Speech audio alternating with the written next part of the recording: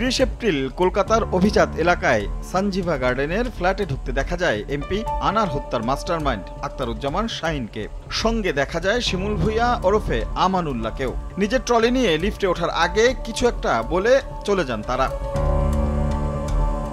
এরপরই দৃশ্যপটে আগমন পেছন ফিরে থাকা এক নারীর। গোয়েন্দা সূত্র বলছে, ট্রলি হাতে ভেতরে আসা এই নারী শিলাস্তি রহমান।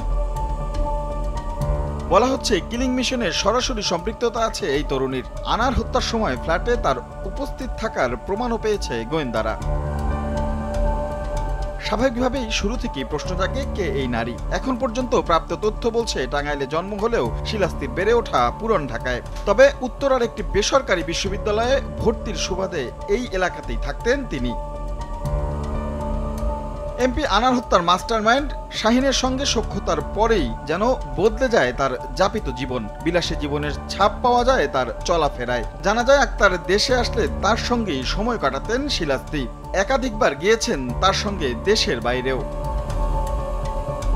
যদিও এই ঘটনায় আদালতে তোলার পর কাঠগড়ায় দাঁড়িয়ে দাবি করেন কিছুই জানেন না তিনি। তাকে কেবল সাক্ষী হিসেবে হাজির করা হয়েছে ভেবেই ধরে নিয়েছেন এই তরুণী। রাশেদ লিমন, সময় সংবাদ, ঢাকা।